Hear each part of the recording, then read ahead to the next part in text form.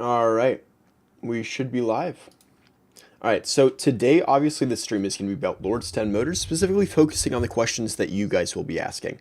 Now, a lot of the questions have already been asked in my comment section, so I'll answer some of these right here because a lot of them seem to be reiterations of a lot of my previous videos. The thing is, I make a lot of videos that I talk about one very specific topic, and I kind of assume that everybody is kind of up to date. So I'm going to try to make one big comprehensive video where I can kind of go over every single point as people need them to be hashed over. So let's kick it off kind of looking at, well, the first question in the live chat right now, which is, do you think the company is doomed? Which, to be upfront and honest, that is the first question I want to answer because yes, I do. Sadly, I do. However, I do want to go over the pros and the cons of this company and the positives that could come out in the future because there is a way out for the company, but I really find it unlikely. And that's the big basis for this video, that I'm basically going to try to answer all the questions that you guys have because a lot of you guys aren't very happy that I'm so negative on the company. Now, in fact, I've got quite a lot of negative comments. I have well, a lot of people kind of go personal for it for no reason, but it says, you only mentioned the partnership in the context of what you believe will happen. Obviously, your view on this is ridiculous in my opinion, and in other words, and others who are not bots. You're painting yourself into an unlikely corner and rabbit hole which nobody has any interest in. I know you say you aren't getting paid for pushing these crazy negative scenarios, but I'm sure you wouldn't admit if you were. So your actual behavior is what you will gain you trust in the real world.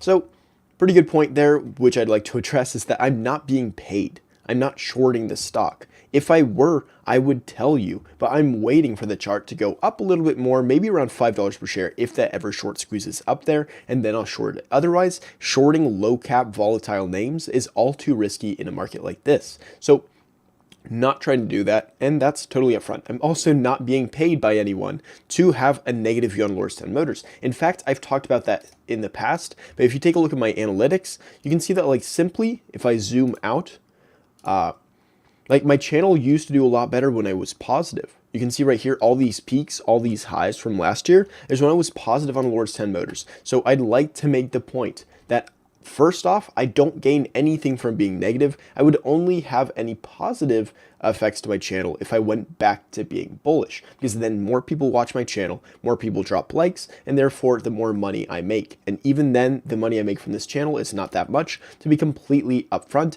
I have made about $1,400 year to date. That's since the lifetime of the channel. You can see that ever since I monetized it in July of last year, I've made nearly $1,400. That's not that much in my opinion, especially considering how many hours I've put into it and different revenue streams. So, and I don't even have like a Patreon or anything. I don't ask for any money from anyone. So I'd like to be upfront at the beginning of this stream that I don't think, I have any malicious intents, and I think that should be clear at this point. So let's answer the first question here, which I'm getting popping up in the chat. Well, we're getting two actually, which is, if you can see, yeah, my face is in the way. Do you still think the company, wait, no. Why haven't you mentioned that LMC reduced their spends and keep reducing them? I'll address that in just 1 second. And then the second one is, what is the upside for the MIH, which is mobility in harmony, not movement, as I've been saying in previous videos. It's actually mobility in harmony van. Basically a kind of a Foxconn Lordstown Motors cooperation for a van. It's been talked about for a long time that potentially Lordstown Motors would make a van. It used to be in their old business plan saying they'd work on a prototype in 2022. But then with the new CEO, he said, scratch the van. We're just going to focus on the endurance and getting that to market. So let's pop right back in. If you will count, their middle spends are $82 million per quarter. Well, according to their Q4 earnings, and I'm sorry, I can't pronounce the name. I don't know how to read that alphabet either. In terms of cash burn, and I'll pull up their Q4 earnings right now, which just give me 1 second.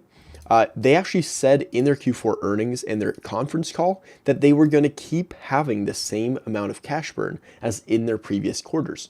So if we take a look right here, It says they ended 2021 with a cash balance of $244 million, which was $79 million above the midpoint of their previously issued outlook. So that looked like something very bullish, right? They had a lot more cash than they anticipated by the end of that quarter. However, I was saying after their Q3 earnings, there's no way they're going to burn through that amount of cash, because out of nowhere, it would have been twice as much cash burn in that quarter, which would have been very negative, right? Their outlook was horrible, and then they beat their outlook. So it's not positive if I didn't believe in the outlook in the first place. And that's what I said in my analysis of the Q3 earnings. Now, that doesn't mean that their cash burn was only $79 million. If we take a look at their Q3 earnings, we can see exactly how much they had on the balance sheet. But here, if we scroll down and we go to, well, operating expenses was 84, and that's for the 3 months ended December 31st, right? So Q4 ended December 31st of 2021, and their net loss is 81, right? But then they had a bit of income, and that's just the net loss. But compare it to Q3 earnings, for example. And they had a net loss of $95.8 million. So they, on average, have been burning about $100 million per quarter. Q4 earnings, Lordstown Motors. Google has a good little summary sometimes. Well, not even for that. Unfortunately, some of the banks like Morgan Stanley actually came out and said, hey, we're no longer going to cover this company. We don't think it's going to be worth our time. So sadly, that's been one of the things that's happened. But overall, I really don't think this was a good quarter. They're getting a lot of money, yes, for the down payment from Foxconn, but this is a double-edged sword. Yes, it's cash that they can use and they have been using to survive, but simply it's gonna come around and bite them in the ass, in my opinion. So here, let's flip back to the chat, see what you guys are saying. What do you think of the mobility and harmony platform? And I'll answer the second question as well. Oh, and don't apologize for your English at all. Totally fine. I'm actually French. I speak fluent French. I'm from France originally. Now I'm living in the US. So I totally understand like accents being bad at grammar, as I had to relearn everything in a second language. So what do I think of the mobility in harmony? Let's take a look right here at a Foxconn article. Boop-a-doo. If you go to MIH, right, slash or dash ev.org, you can see that they have like just a whole page about it. So it seems that Foxconn is getting quite serious about it. And Foxconn is a rather big company that has had a lot of experience in the manufacturing space. Obviously, they're contract manufacturers, whether it's for Microsoft, Google, Apple, all kinds of major companies, even Qualcomm. So when it comes to them like trying to enter into a new space, and they've talked about their different platforms, whether it's a van, a sedan, and their whole goal is having an open source platform, it seems like, they have potentially a lot of hard hitting potential. But we also have to understand that making electric vehicles is incredibly difficult. And I think that's why they're even open to making partnerships with other auto manufacturers, because they understand it's going to be probably a lot more difficult than just assembling iPhones, which is kind of what they're known for. So when it comes to how excited I am about the MIH, it really depends. We have to wait for the stats, we have to wait for the price, and we have to see kind of what they're saying about their own platform, what they expect to do. Why wouldn't there be hubs? Why wouldn't the hubs be a better solution for fleets? It's possible simply that hub motors are a better solution for fleets, but we haven't seen that happen. Right, we've seen hub motors used on bikes, for example, e-bikes, but we've never seen it on a pickup truck, especially a truck, that's a vehicle that's meant to be hit quite hard. So to say that like it's going to be better for fleets than a regular electric motor, we simply don't know that yet. And we haven't had like a mass scale operation just trying to see really what works and what doesn't. We haven't seen that before. Now also, and this is kind of a negative, it's that like if you come here to the SEC filings, right, if I can scroll up to it, in one of their presentations, they had a change in some of the stats of the Lordstown Motors endurance. Here, it's down here somewhere. But anyways, a lot of the changes that happened to the vehicle right here were negative. They used to have about 2,000, estimated around 2,300 pounds of payload capacity, and that was nearly cut in half. Now, their towing capacity did go up by 500 pounds, but two of the big things that I saw as a change was, first off, their front trunk, meaning the space in the front of the truck, was cut in half from 20 cubic feet all the way down to 9.6. Now, why does it matter? It's just a little bit of space in the trunk. You still have an entire bed. I understand. That's not what matters. What means is that they have extra components that are taking up more space under the hood, which means that their payload capacity is going to be less and their weight is going to be higher because they simply have more parts in the truck. So it's reflected in two other factors. Now, another big thing that I saw was actually the hub motors. They talked about the hub motors. They used to be 600 in total, 600 horsepower for a total of 150 horsepower per motor for a total of 600. Now they actually bumped that down to 550, which to go from 550 all the way back to 600, for example, you'd have to go up just under 10% in terms of power output. So what does that mean? Well, it means that even just over working on their own truck, in these past few months even, they've seen a change in the power output of their motors or their estimated power output. So we don't know if that's because of a manufacturing difference, perhaps they calculated it wrong, or they've been tweaking it, which we know they have been, but it comes down to this, and that's the answer to the question, that hub motors, simply, we don't know if they're reliable yet. I know people like to say that they're tough, and we've seen many tests, for example, that shows that potentially they are, but yes, fewer costs, or fewer parts, less maintenance and costs, it could be a very good thing, but we simply haven't seen them really be tested out. And we're even seeing that they're not reliable in terms of like the numbers that Lordstown Motors has put out in the past. That doesn't mean it's going to be a bad technology. It's potentially going to be a big thing, but we haven't seen that yet. So one of the subscribers says they might survive, talking about Lordstown Motors based on their cash balance, saying they might survive because they have $270 million now and will get about $200 million from Foxconn. Also, they didn't lend anything, so they might have another agreement with Foxconn.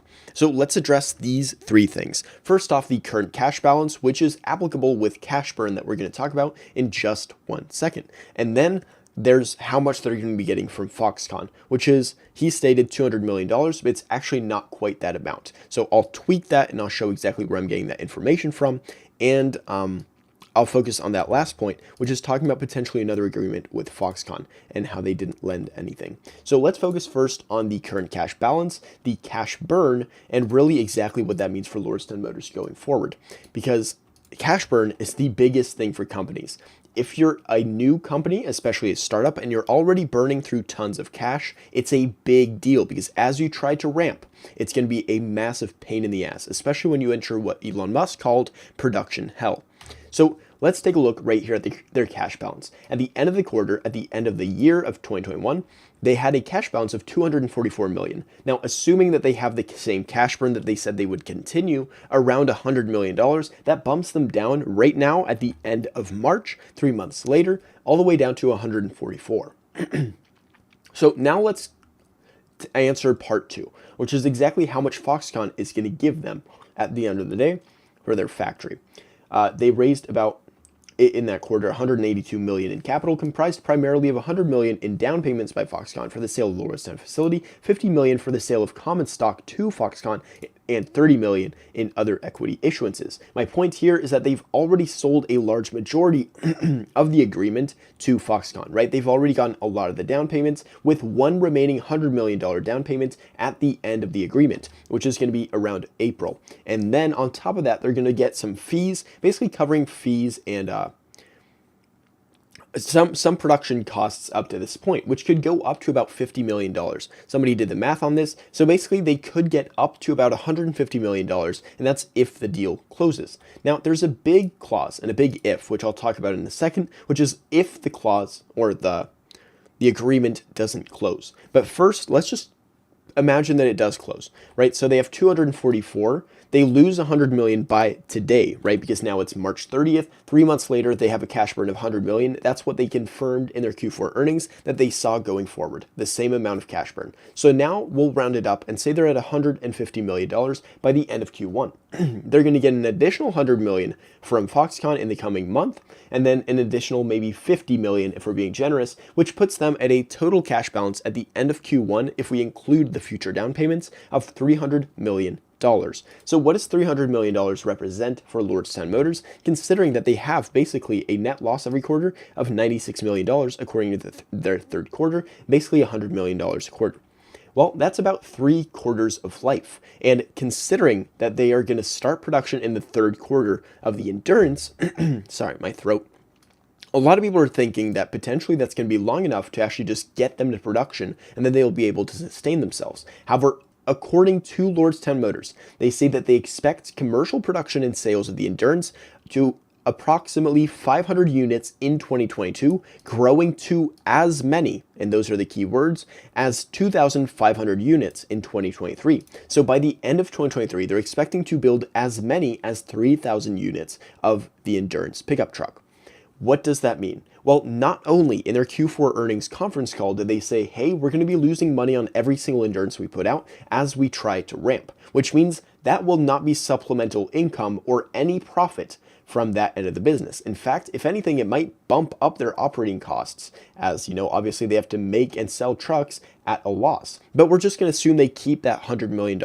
That means that from the date of their start of production, which is going to be in Q3 2022, if we subtract an additional $100 million for Q2, that's going to put them at about $200 million in terms of cash. Now they have to go through Q3, Q4, Q1, 2, 3, and 4 of 2023 before they can potentially make any profit on the Endurance pickup truck. That's 6 quarters, with 6 quarters of $100 million worth of cash burn at least, as their cash burn may go up when they start producing and selling trucks at a loss.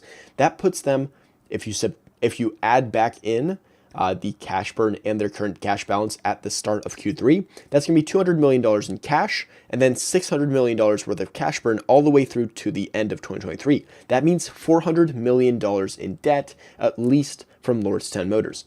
What does that represent? Well, it means that their strong balance sheet, what we used to like of $244 million, has now become a liability, and they're going to have to raise cash aggressively. But how can you raise cash aggressively when your stock is down so much, right? Taking a look at the stock right now, it's had a massive run, almost doubling from the lows, right? It went from $2 all the way to $350, actually topping out at $363 today.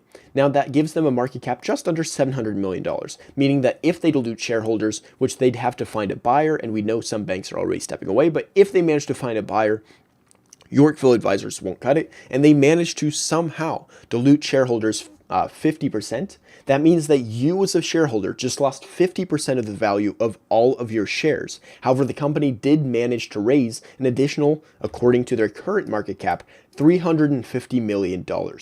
So that's best case scenario. They managed to dilute the crap out of shareholders, raise a ton of cash, and that's still not enough to dig them out of the debt that they'll be in by the end of 2023. Does that make sense? They were going to have $400 million in debt according to their cash burn and their current cash balances, additionally with the down payments, and now they can at best raise $350 million from the public markets. So maybe they can raise it from the private markets. I don't know, but so far we haven't really seen any agreements, anything that would really help them do so.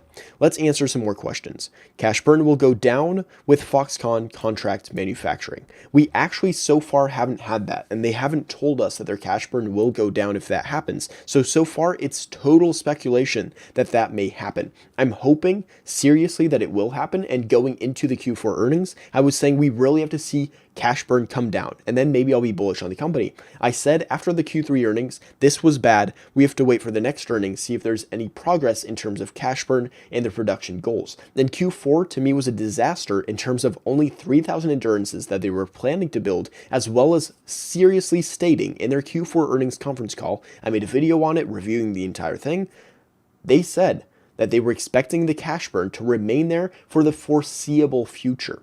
They didn't say maybe if Foxconn joins us and the agreement does go through, it will come down considerably. They never said that. And in fact, and this can be seen as a bullish thing, because in fact, Lordstown Motors could be progressing based on this key point. But if you go to their website, right, you click on careers, there are a lot of positions that have been opening up. You can see that yesterday, March 29th of 2022, that was just yesterday, you have the corporate recruiter, chassis validation engineer, HPC, you had basically 2 positions, and then just 4 days earlier, HPC engineer, another day before. You can see that basically in March, a bunch of new positions have been opening, not just in Lordstown, Ohio, but also Irvine, California, as well as Michigan, as they do have multiple locations, not for factories, but just smaller little locations where they work out of.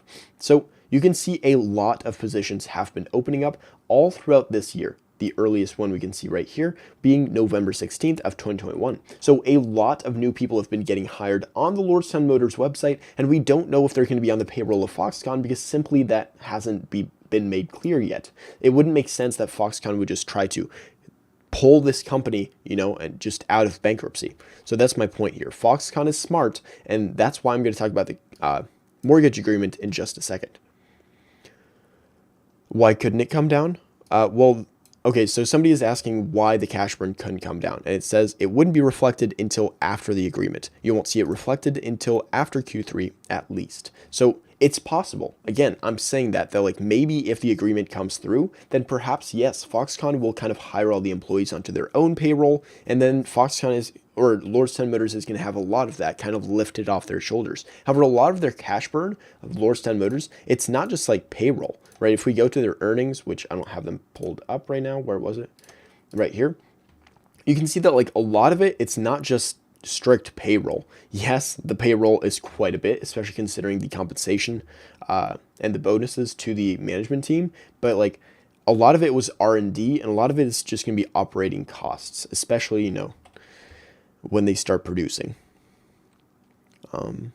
So it's possible, again, that Foxconn does incur a lot of those costs, but at this point, and at a $700 million valuation for the stock, it's total speculation and extremely risky to not only assume that the agreement is going to go through, but even if it does, that Lordstown Motors won't still get into massive debt, dilute shareholders massively, especially considering that in their Q4 earnings conference call, they said that they have to aggressively raise cash in the coming quarters from both public and private markets. Here, I'm not even just making this up. Like here, I'll see if I can find it.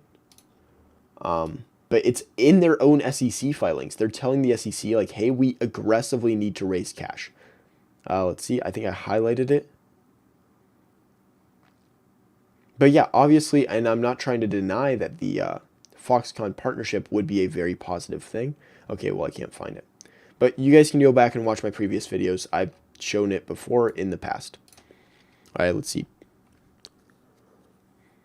Yeah, CEO has powerful friends like Carl Icahn. That's true, from Icahn Enterprises.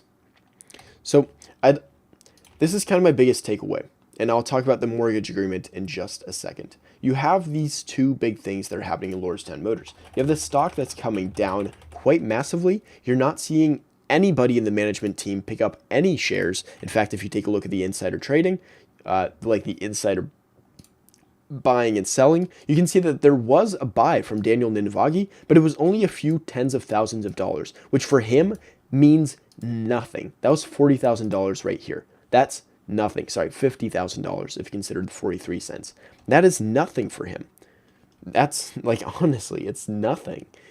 $50,000 for him is a fraction of the salary that he makes. He makes about $675,000 a year, plus has an annual bonus target of 125%. He also has a crap ton of options. All we're really seeing is tens and tens of millions being sold by the previous CEO, Stephen Burns. So far, we're seeing no buying even at these depressed prices. We were just at $2 per share. And now, like, what was that, a $400 million market cap? And nobody in the management team bought. We know they have enough money to do so, as they're being paid exorbitant amounts of money. Like, I've shown this before, but I think this is extremely aggravating.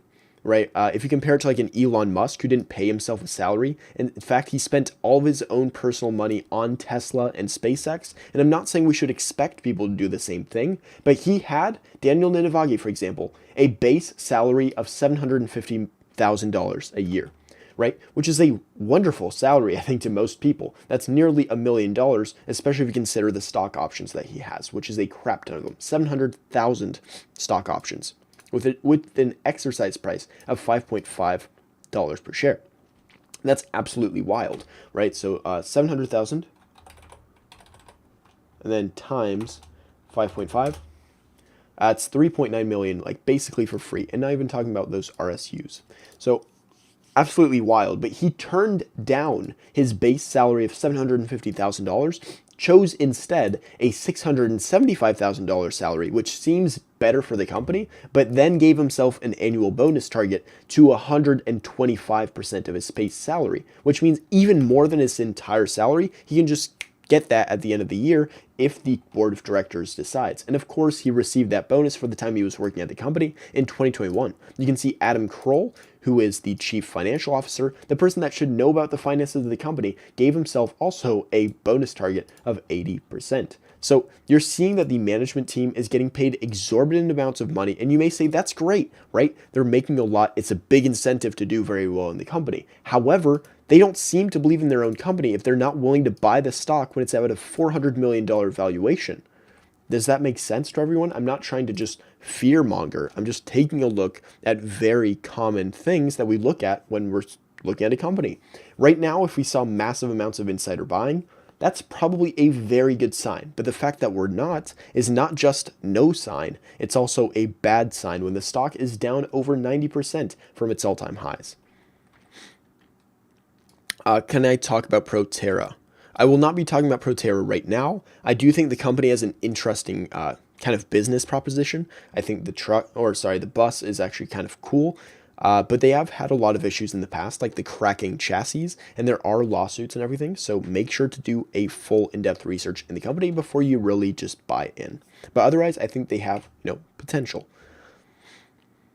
Lordstown was robbed by the Biden administration. It's possible. Obviously Trump was kind of trying to back them up.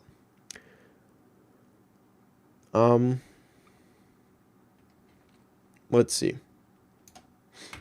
One of the big things that I want to talk about, it's this right here, which is the mortgage agreement between Lordstown Motors and Foxconn. They have a $500 million mortgage agreement, which is essentially a credit line, which is likely from what the down payments have been coming from. They filed this with the Trumbull County, and essentially this credit line is typically mortgages are filed for a larger value of what will actually be used. So the essentially $360 million that Foxconn is going to be giving Lordstown Motors from the mortgage agreement, that's going to be kind of what Lordstown Motors is getting, plus the additional $50 million that they got from the share sale to Foxconn. So that was kind of dilution, and they also diluted more with Yorkville Advisors. So they have been trying to raise cash in the public markets already, but it could get a lot worse.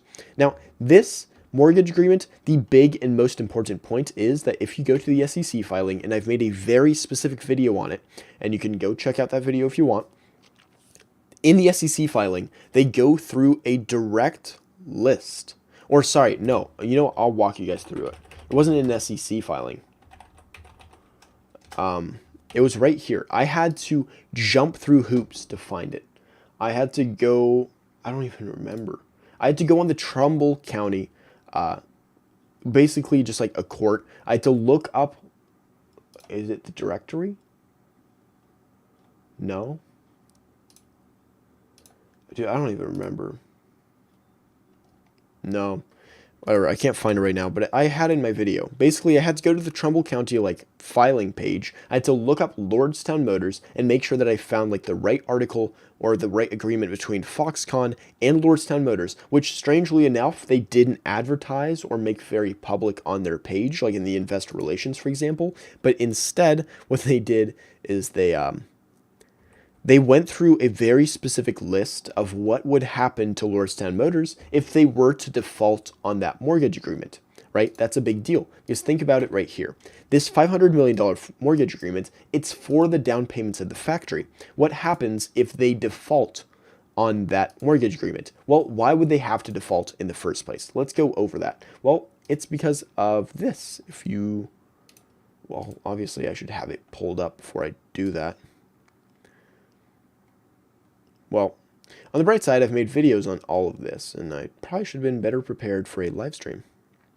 But they said in their own SEC filing, essentially, and I'm sorry I can't pull it up right now, but they said that if Foxconn were to back out of the agreement, Lordstown Motors would have to pay back the down payments as well as interest. So they'd have to pay interest on the down payments and pay that back to Foxconn. Now, this down payment, again, comes from the mortgage agreement, the $500 million mortgage agreement between Foxconn and Lordstown Motors. So essentially, Lordstown Motors would have to try to pay back that mortgage agreement. What happens if they can't?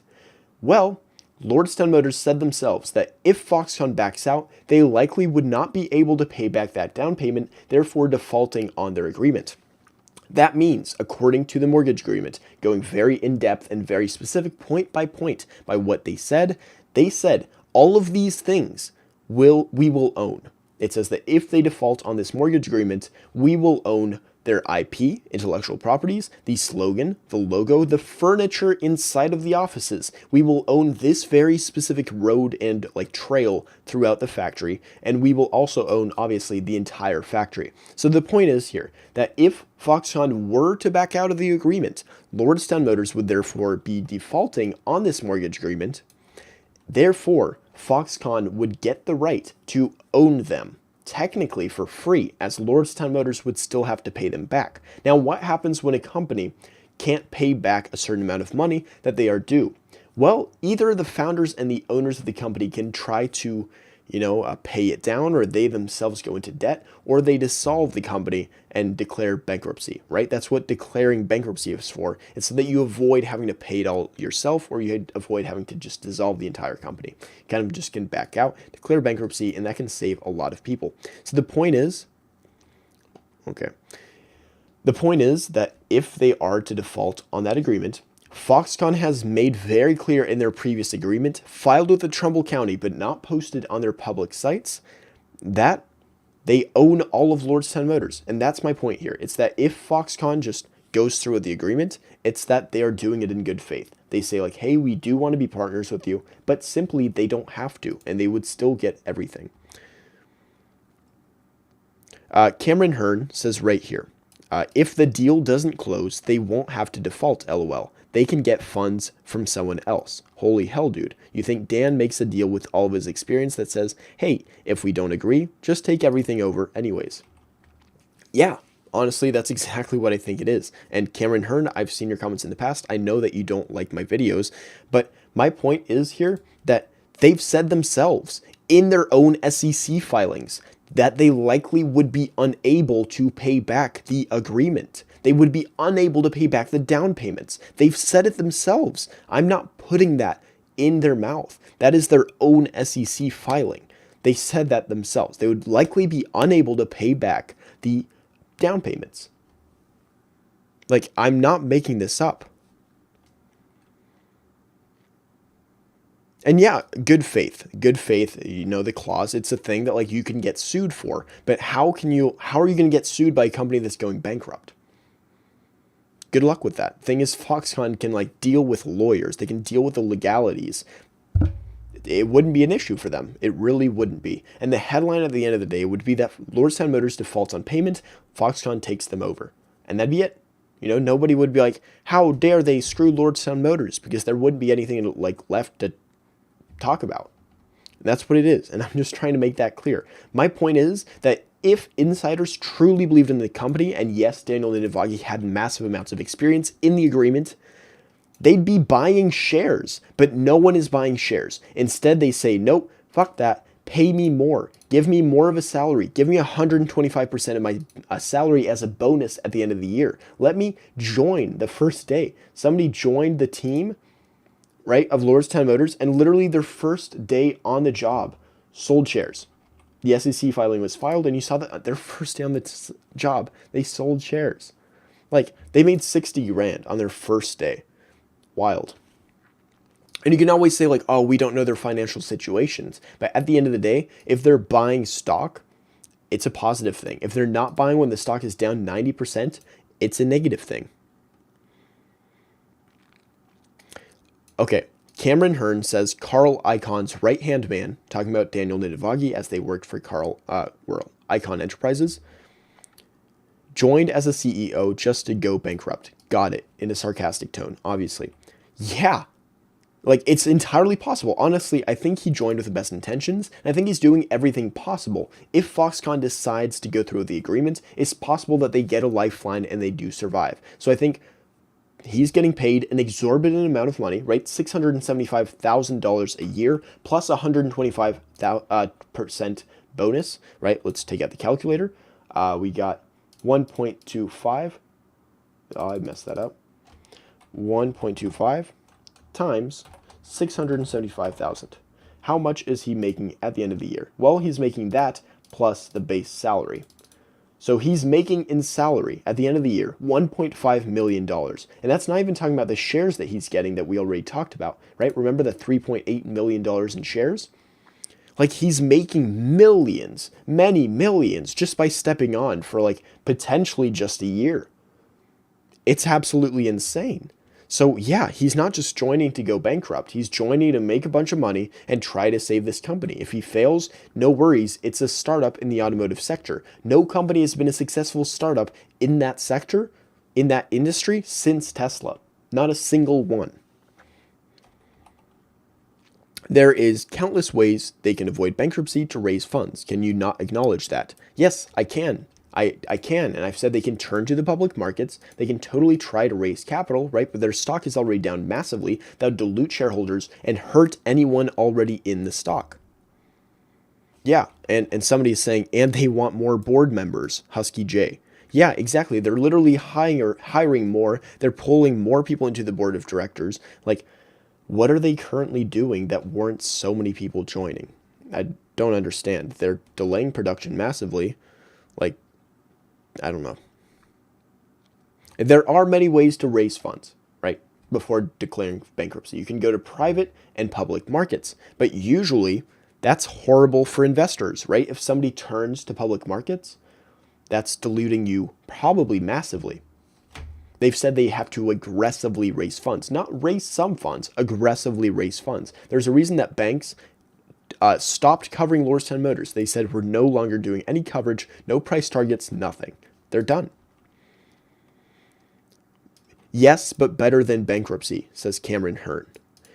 Okay, here's the point, and that's what people don't understand. It's they step into the stock market and think, what if? They look at a company and they're like, well, it's possible that this company does well and I get a great return on my investment. It's possible. But the idea is that there is always opportunity cost, meaning that wherever you put your money, not only are you putting your money there, but you're also not putting it somewhere else. If you put it in like Apple, Google, Microsoft, Tesla, wherever you want to put it, NVIDIA, AMD, you know it will likely do very well. But the thing is here with Lordstown Motors is that very unlikely to do well. It's possible they dilute you massively, you lose a crap ton of value in your shares, but then eventually, maybe 10 years down the road, you get a great return on investment. The thing is that like you can simply be patient, you can wait, see if they pull through. I'll cover them on this channel, so subscribe so you don't miss any future updates, and then still do well. You know, like you can just wait and you don't have to buy in now. That's what people don't understand. They think they have to buy in immediately, and they take a look at like a NIO, for example, that got bailed out by the Chinese government. They take a look at Tesla, for example, that like got a lifeline. But the thing is, I don't think Tesla would have been a good investment, likely until 2018, when they successfully ramped the Model 3.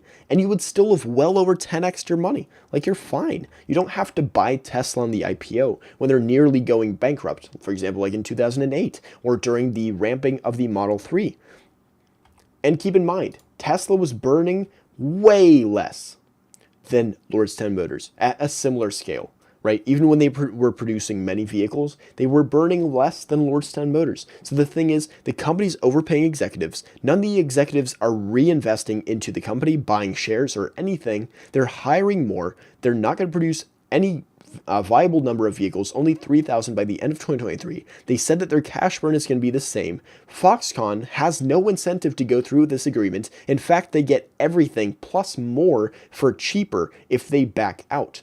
Lordstown Motors simply hasn't been like, it's already a bloated company. They're overpaying executives and they don't have any like market advantage, right? Like we talked about Rivian, for example, like their pickup truck is now in the market. Lucid already in the market.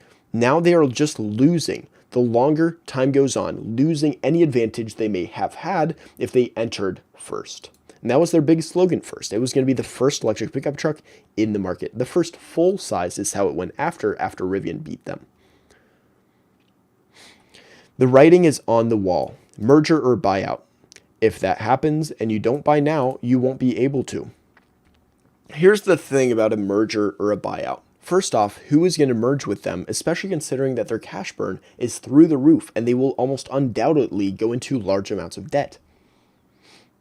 Second, who is going to buy them out that wouldn't already have bought them out, right? Here's the thing.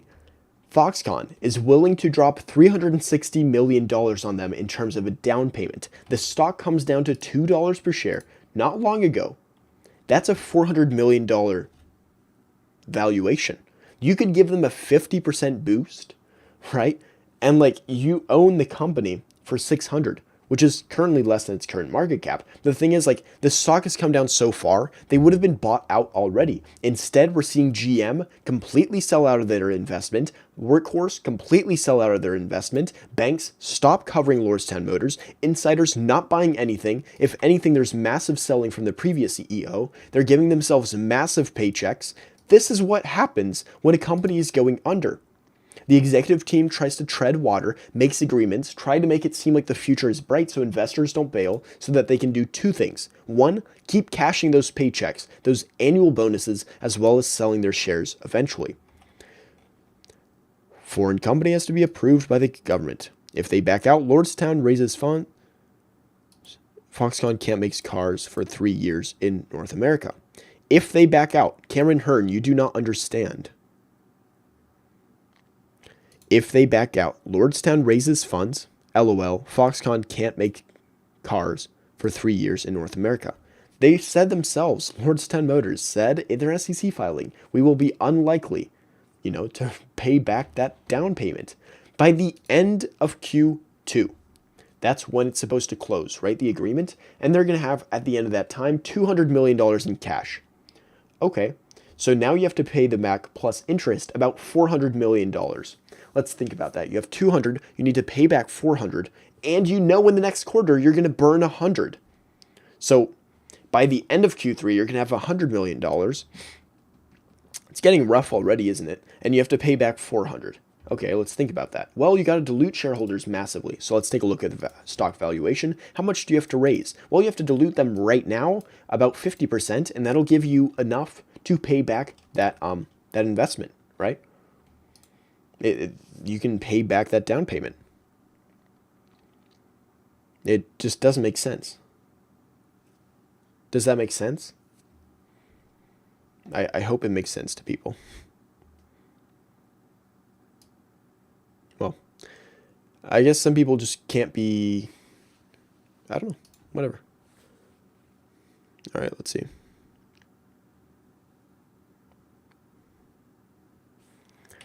Okay, Cameron Hearn, you said, yes, exactly, dilute. It's like that kind of mindset that makes people believe that this company will pull through. But even if they dilute, yes, and they can pull back and pay down that down payment without therefore defaulting and having to go bankrupt, that leaves them with $50 million in Q3 if they dilute 50%, which means all of your shares, if it's currently just to make it simple for you, if it's currently worth 3.5 right now after a monster rally, 75% rally, that's going to put your shares down to 175. Okay? That's going to make essentially the value of your shares worth 175 compared to current prices if they manage to, by some miracle, raise $350 million. That's best case scenario. You lost a crap ton of value in your shares. Do you understand that? Best case scenario, you lose a crap ton of value in your shares. Why not just wait? See if they come through. See if they do manage to raise that cash. See if the stock comes down, and then you can buy in. Truth be told asks, just logged on, why did the stock price go up so much? Well, we actually didn't see any news coming out about the company. There's nothing that's really been coming out aside from like Rivian's running, Tesla's running. So the stock having been shorted so much and the whole market bouncing, people are going to buy it, and that's what we're seeing. We're seeing probably a pretty big short squeeze. The stock's now up 75%. Now it is coming up right here with this high. So it's possible that right now we're right into resistance, but we'll have, sorry, I wasn't even showing the chart. But yeah, monster rally 75%. We're hitting resistance right now. If we do manage to break through on a technical basis, strictly from a trade, we could head higher. But again, I don't think this fundamentals support that. And a lot of people are saying we've had a monster rally. See, you're wrong. But simply that doesn't affect the fundamentals, as well as other stocks have rallied too. I've been preaching about Tesla, and that stock's up like a massive amount.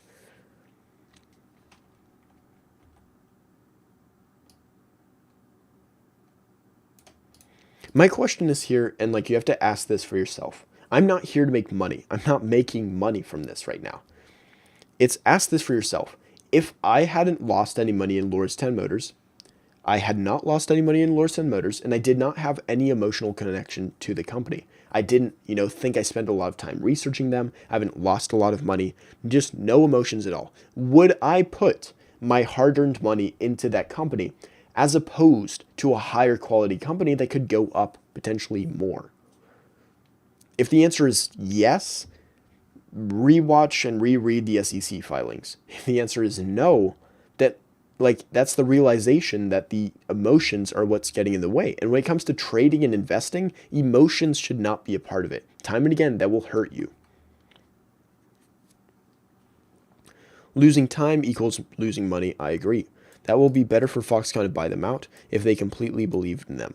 But here's the thing, Foxconn hasn't bought them out. They've, almost cashed out a certain amount of cash in down payments that could almost buy them the whole company, yet they haven't done it. And then they made a clause in their agreement that said like, hey, we're going to need all that money back if you guys can't pull through. So, oh, and all of your factory.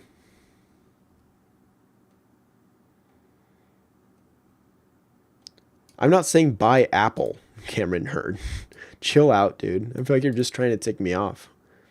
I mean, Apple is a great company, right? There's nothing that you can like argue against that. They've made tremendous amounts of money. Their like cash flows are insane. They're the most valuable company in the world. Yes, they get a lot of their stuff from China, or at least they like get it all assembled there. So like, yeah, you can see that as a negative, but at the end of the day, the stock market doesn't seem to care. William Sparks Jr. asks, I guess I'm asking, is GM playing a long game to get their factory back, this factory back? Well, if you guys don't know, GM essentially gave them for about $45 million to Lordstown Motors, their old factory. And the answer to this, I think, is a flat out no. I don't think that they're trying to get their factory back because GM has been closing down factories, right? Ford has been closing down factories, and them trying to transition into EV, their older factories, this isn't going to work for them. Even now that the fact that it's kind of changed for like the Lordstown Motors Endurance, it's not going to work for their own EV platform. So I don't think they're going to be trying to get their factory back. It just doesn't make sense as they're already closing some down. Jerry Meyer says, I think he's shorting Ride. And again, I'm not. I'm also not being paid for... Like, my channel doesn't have enough pull to move the market. I make a positive video on the Lordstown Motors, the stock doesn't go up. I make a negative video on Lordstown Motors, it doesn't go down. I don't have enough pull to move. Like, think about it. Look at my subscribers, look at my view count. It's just like common sense that I can't move a $700 million company. So no, I'm not shorting Ride trying to influence the market here. Yeah, and Husky J says, with a laughing emoji, if Workhorse can live for years doing nothing, so can LMC. And that's a fair point. Like, Workhorse has to keep diluting shareholders. And in fact, the CEO said in a recent earnings call, like, that they likely would never actually mass produce their van. So that's a pretty bad deal. But you can see the stock down massively from all-time highs. And that's like with the whole USPS contract idea. But their valuation is still like insane, $760 million for a company that does nothing but lose money. So like at the end of the day, the market can last for a long time and stocks can move a lot based on no news. Lordstown Motors can go from 200 to 350. And that makes people think like, hey, I have to stay in the stock. But at the end of the day, like take the gains from the last week or so and put it into a better stock. That's my opinion. Cameron Hearn says, and I haven't read it yet, Q, got a legit question. You were bullish when Steve was CEO. Why the change with Dan? This is what Dan does and has a history of doing. Well, slight editing to that. It's that I was actually bullish when Dan took over, and I was bullish until their Q3 earnings. And I think that's really kind of when we saw things go downhill. I saw a lot of issues with the company. And in fact, a lot of people said I was too bullish, but I always tried to bring up the negative issues like, hey, I think the executive team is being paid way too much.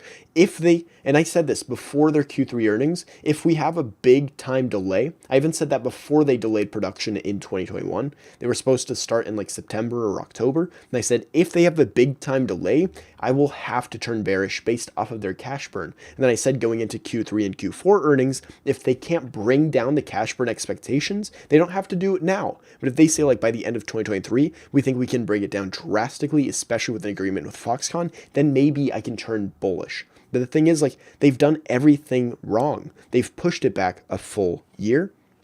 Their cash burn, they said, would stay elevated. And, like, we're not seeing any buying from insiders. And we're not seeing a buyout or anything. In fact, we're seeing GM and Workhorse sell out, which is definitely not a good sign.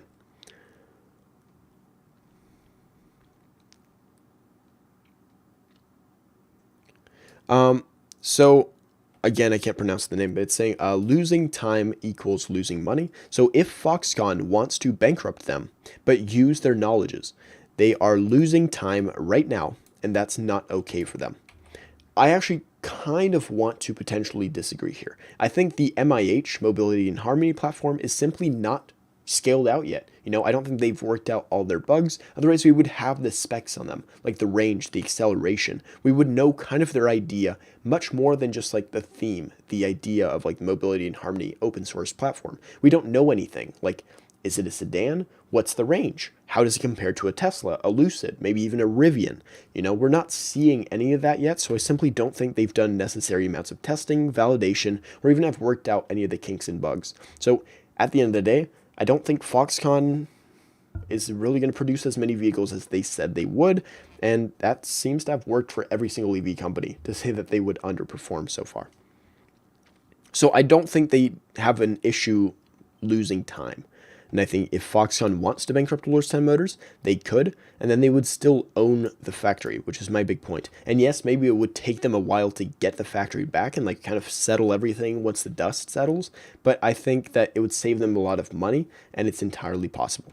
Corey Ring says, Q, quick question. Did you used to have the lightning bolt lamp in the backdrop of your video? Huh? Oh, did I used to have a lightning bolt lamp? No, it was actually a flamingo. I had it like back here. Unless if you're talking about the Tesla tequila, which was just the Tesla tequila. I still have it. It's over here. But I used to have it like right here, for example. And I'm just afraid of like knocking it over. So yeah, I just didn't want to damage it. I actually got an offer on Twitter for it for like $1,000, which is kind of crazy because I bought it for I think like $350. So kind of cool. Apparently you can make investments in weird things. So it seems like things are kind of wrapping down.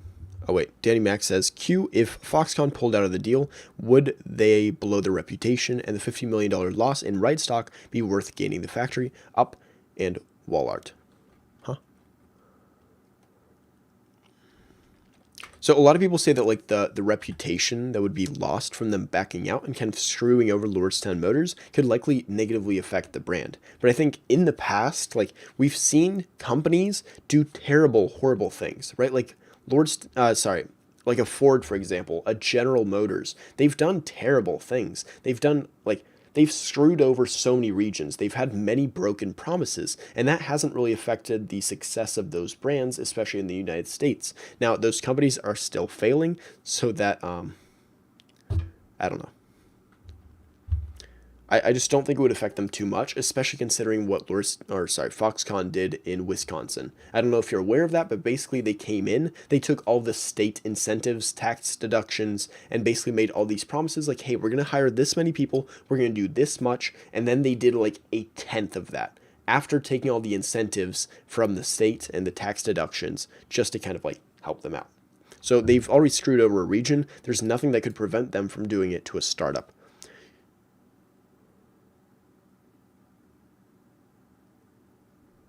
What?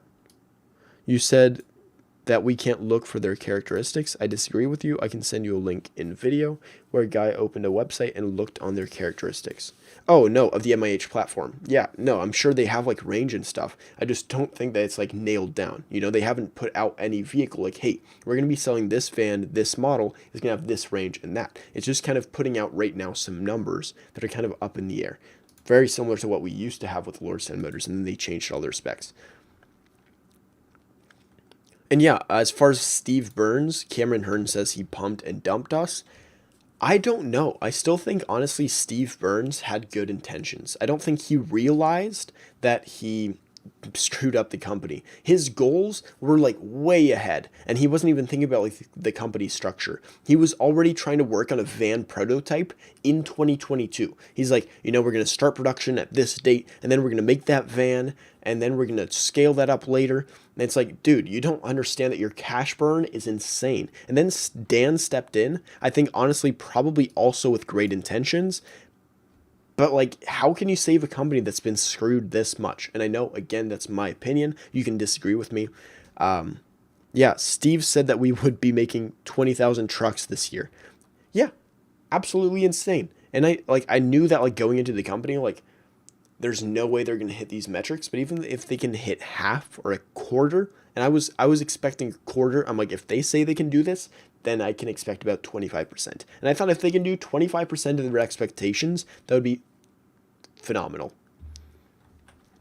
Cameron Hearn says, do you remember Dan mentioned a van end of last year? Yeah, they've talked about the van, but potentially if they do make a van, it'll be like with the Mobility and Harmony platform. But their own van, when he stepped on, he said like, hey, we're discontinuing any work on that. It's just going to burn R&D. It's not worth it right now. We have to focus on the endurance pickup truck. So we have to see, first off, for any success in the company, and I will give credit and like open up the possibility that there is potential for success. But you have to understand that like this channel is called Q's Views, and therefore it is branded and centered around my opinions and my views for a lot of it. So if like I'm talking to the public and I make it sound like, hey, there is a way out, there is a light at the end of the tunnel, and this company can come through, I don't want that message to be interpreted as my view is potentially buy some of the stock and you will do well, because that's not my view. I think the chance for them doing well is incredibly slim. But with that said, out of the way, let me talk about exactly how I think they can make it through and how they could survive. Well, first off, this is the early signs I would want to see. Insider buying. I would want to see insider buying, especially at these massively, depressed prices. So far, we've only seen really massive sells from Steve Burns and a $50,000 buy from Dan Nedvagi, which is nothing. It's not much at all. We have to see, and this would be the biggest thing, Foxconn actually go through with that agreement. And then we need to see everything revised, because even if Foxconn does go through the agreement with Lordstown Motors is still screwed unless if they change how they perform. They need to bring down cash burn to considerable levels. We need to see a heightened target in terms of production units, because the company, if all they do is tread water and put out 3,000 units by the end of 2023, that's not going to cut it. So we have to see more production units, less cash burn, the agreement to be completed. Probably insider buying would be a good sign, but not necessary. We need to see aggressive capital raises, whether it's by bigger companies buying stake, whether it's by other companies, even just buying them out. That would be a positive. But at the end of the day, I don't think it's likely, because we haven't seen anybody buy them out. We haven't seen any insiders buy shares either at these massively depressed prices. And now we've started to bounce. So it's like, why would they buy now that we're at $3.50 per share when we were just at $2 like a week and a half ago? That's my point on it. And it just seems that, I don't know. And I want to say that like, the insider buying is not the biggest thing. It's not going to like move the stock massively. If you take a look at Asana, for example, the CEO was buying massive amounts of shares, and he's obviously a super rich guy, but he was buying massive amounts of share, like even at 100, 110, 90, 80, and the stock has still done nothing but like downtrend for the past 6 months, down 60%. So I don't want to sound like insider buying or insider selling is like the be all end all, but it's definitely a good sign as to how they feel about it. Yeah, and Cameron Hearn says the range of the endurance sucks. It's 200 now. So 200 miles is now the range for the Lordstown Motors endurance. And I don't want to sound like an eternal bear, which I know I already am, but my issues with it is that 250 to me is already kind of slim. I know you can compare it to like the Rivian, for example, the R1T, but like 200, especially if it's meant to tow, it's a work truck. You're supposed to put stuff in the bed. Like 200 miles, if you start towing, that's going to come down to like immediately 100. And 100 miles as a work truck is not going to cut it. You can see here that their 550 horsepower total for their 4 motors is 50 less, about, less than 10% on the way back up from the 600 we originally had. So that's already a drop in the power output from their motors that we were expecting, as well as the range coming down substantially. Can I just skip the page? No. Towing capacity did come up a bit. Payload capacity got cut nearly in half. The front trunk storage got cut over half. And simply, it's not anything good. We lost 20% in the range for no apparent reason. Just out of nowhere. And it's like, I don't know. It just, I don't know. It's good that Cameron Hearn, you're bringing this up. I think it's good that you're willing to even look at the negatives. But just the fact to me that insiders are paying themselves off massively. We've seen no buying out, nothing, no buying of shares. We've seen the stats of the Lordstown Motors come down. Their cash burn remain elevated, and them saying that they will remain at these levels for the foreseeable future, and their production units expectations incredibly low, right? 3,000 best case scenario by the end of 2023. That's nothing. At that time, probably Tesla will have made the Cybertruck. Hopefully, maybe, I don't know. We don't know at this point, but and you don't have to say that it's competition to the endurance, and I don't think in a way that it will be. But at the end of the day, if you're gonna have an EV pickup truck, and it's gonna be a work truck, why not go with the one that at least has a range and can tow, which is the Cybertruck at this point. You don't have to like the look, but the endurance at this point, you can't really tow with it. Damn, lost 120K. What's another 40 when it goes bankrupt possibly? I have a disease. I like pain. Dude, 120 is a lot. Especially to me, obviously I'm young and broke.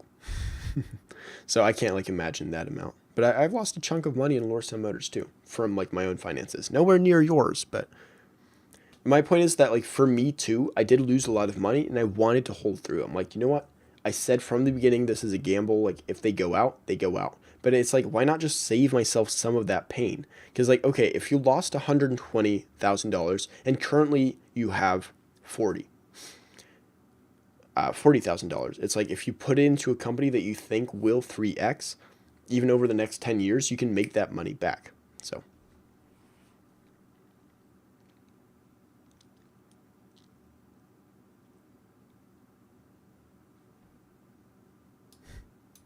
Dr. John Smith says, this dumpster again, and then 4 poop emojis. You know what? I appreciate that. I appreciate that you were willing to give me 4 clicks of poop emojis and not just 1. Thank you. It says, yo, go to sleep. Well, I'm Pacific time, so it's actually 1:30, which would be a weird time to go to sleep. Me and Corey in chat started a GoFundMe. We got $84 back. Hell yeah. Danny Mack says, to me, if the hub motors are a viable solution. I think the issue with the hub motors too is that Lordstown Motors, it's not even theirs. It's not their actual property. They have rights to produce and even potentially sell those hub motors. The L1500s, I think is what they're called. But it's not even theirs, right? It's Alafe Propulsion's materials and their Hub Motors. It's their technology. So at the end of the day, they could just make a newer, bigger, better one that they learned from the L1500. Instead of giving it to Lordstown Motors, they could make it to another company. So I think like the hub motor technology, even though that is a positive for Lordstown Motors, it's also not necessarily like the biggest thing for them because it's not actually theirs. If Ride hits $150 per share, will you apologize to those you convinced to sell? Says Corey Ring. I mean, yeah, if that happens, yeah, for sure. I'll sell, or like I'll apologize for sure, but I don't think that necessarily the outcome of something means that the decision was right? Like if you try to like do a good deed and then it's just interpreted wrongly or something negative happens from it, it doesn't mean you did the wrong thing or that you did something bad. It just means that like it turned out poorly. So even if you make a bad investment into a failing business, like, I don't know, movie theater chains, and then bam, the stock goes up like 60 times, it doesn't mean that it was a good investment in AMC at $1 if you were just buying because you thought it was a good company.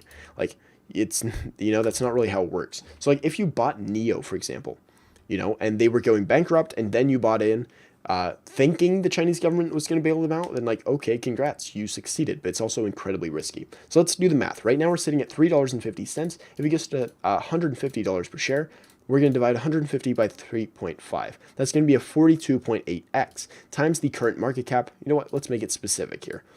685 million. That gives us a valuation of $29.3 billion at $150 per share. And considering that they have to aggressively raise capital, if they ever hit $150 million per share, it's likely going to be a much higher valuation because they have a lot higher share count. There's no way they won't dilute on the way up there, at least like 60%. So we take a $29 billion valuation, you add about 2/3 of that, and that's going to give you about a $50 billion valuation. So the day that Lordstown Motors goes to half the valuation of Ford is the day that I will apologize and I will go all in on their stock. Like, it's just incredibly unlikely.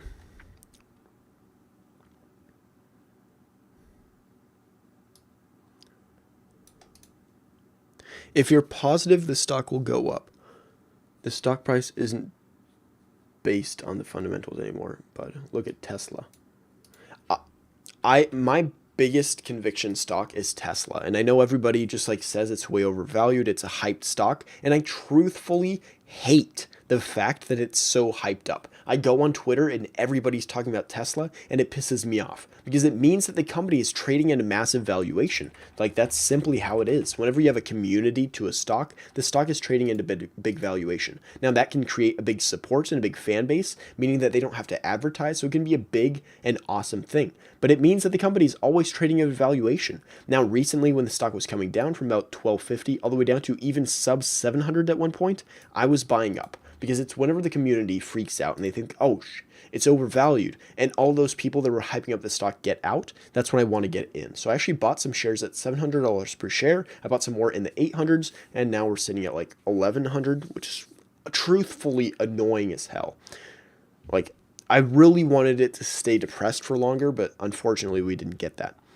So I really think Tesla is a phenomenal company, fundamentals included and valuation included. They went from a PE of 1100 at the beginning of 2021 all the way down to a 223. And that's not considering the one-time massive CEO compensation package for Elon Musk, or if you annualize Q4, it's going to be like 180. So by the end of this year, I think the valuation is going to drop massively to the low hundreds, and that's going to be insane for Tesla.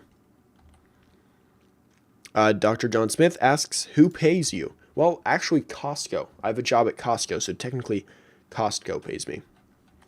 No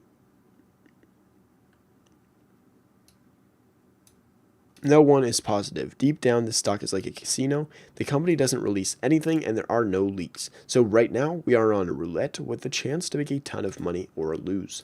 I would say, and my advice is that if you want to hold the stock, sell covered calls. Okay? Sell covered calls. I don't know if you guys know what that means. I assume most people know what that means. But basically, when you have 100 shares of stock, you can sell call options against your 100 shares of stock. Basically saying, like, if it goes to $4 per share, I will sell by whatever date you choose. Whether it's April 14th, for example, the third Friday of each month, for example, fourth, second, yeah, whatever, third. It'll help you kind of tread water and potentially make some like passive income almost, and kind of just helps your shares, even if the company just kind of goes sideways for a while. So that's my advice if you do want to hold some shares. But I advise whatever price you think Lordstown Motors could go to, if they succeed and they pull through from Foxconn, just like do the math. Say like, okay, how much money do I have in there? How much have I lost? If they go to that price, how much money do I need them in right now to make back my loss? And then just invest the rest of that money that you don't need to make back your loss into a high quality company that could easily make back your money. My opinion is Cameron Hearn, and this is not financial advice. I'm stupid. I'm a kid. Don't listen to me. It's that like, if you've lost that amount of money, how many times over does your remaining amount of money have to go up? Put it into a stock that you think will go up that amount. And then like the stress goes away and you can just work on different things in your life. That's kind of the biggest thing. It's like you can make more money than you can probably like save. If you just go out and like get a second job, it will make it so much easier to like save more money rather than trying to like eat cup noodles every day and like not wipe your butt on nice toilet paper. So like, I don't know. I just think we have to not overthink it. I think the company is doing poorly. Insiders seem to know it. No one's buying. GM is selling out. It just, things aren't looking wonderful.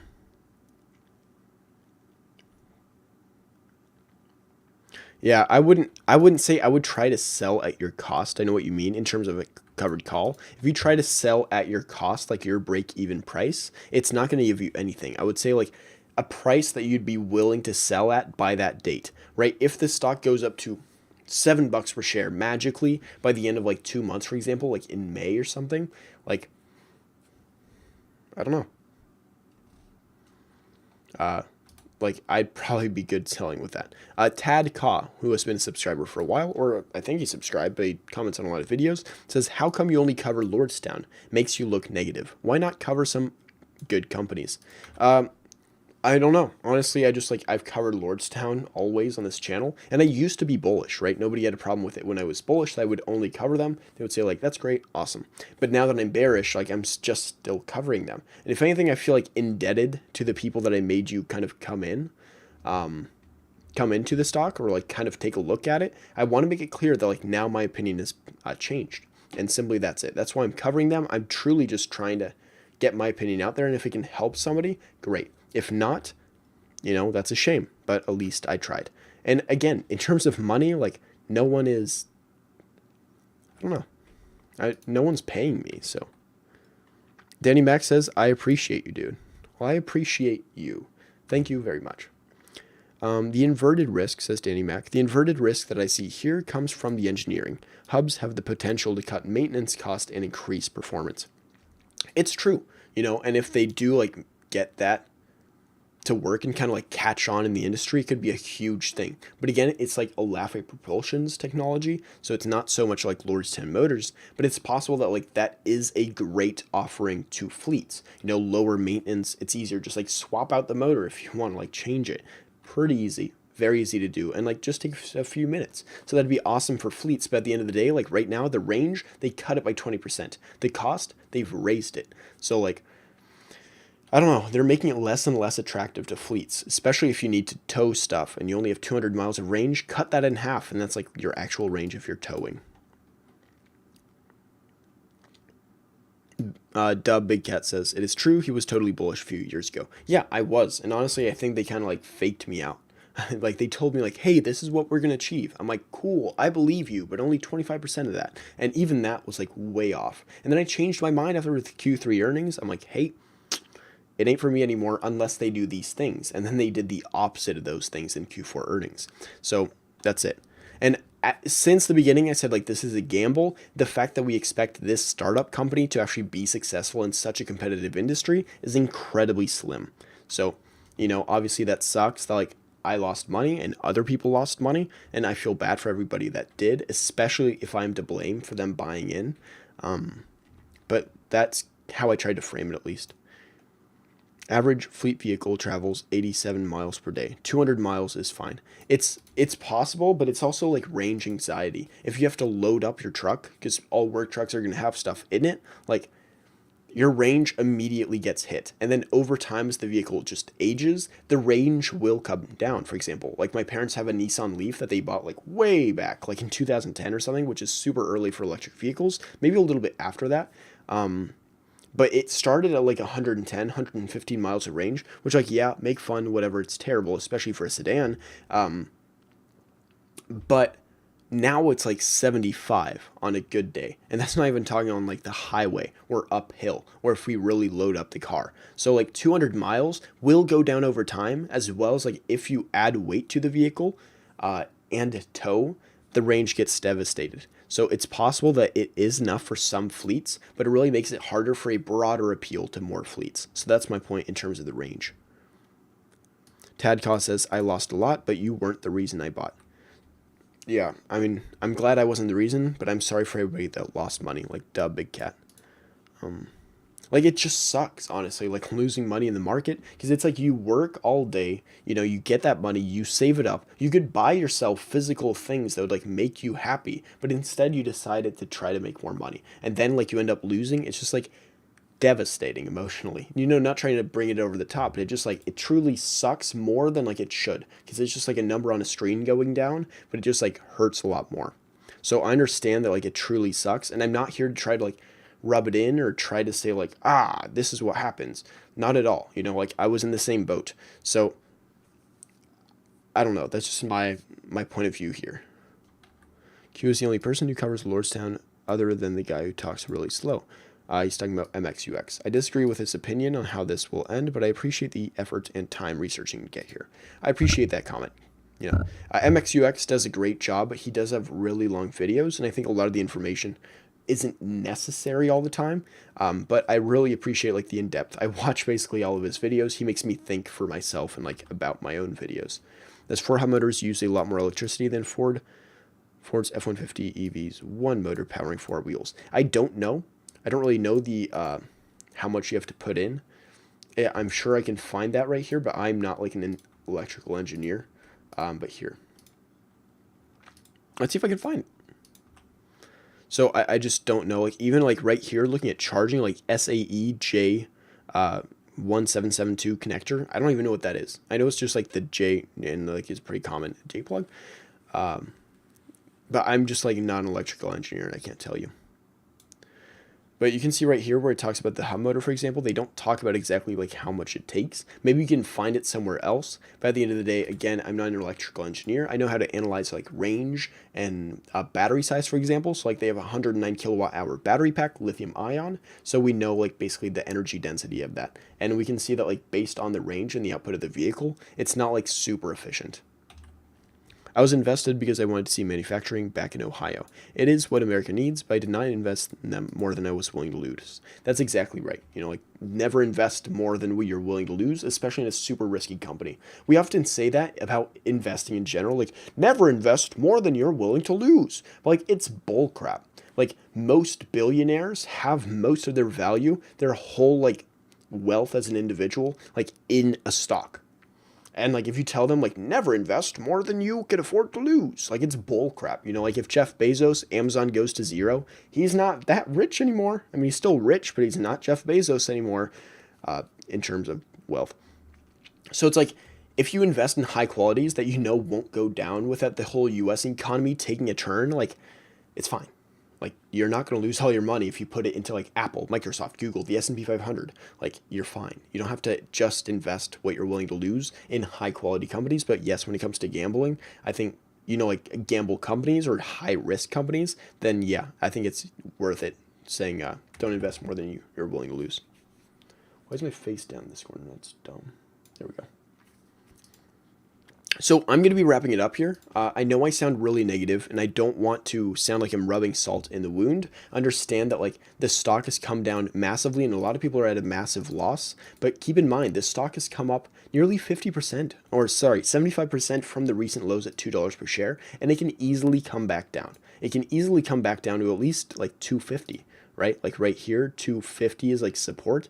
It could easily like come up, retest. And maybe it goes higher, maybe it doesn't. But you have to ask yourself that question. It's a personal question. I can't tell that for you. Will I be okay with the amount of money that will be shown negative in my account?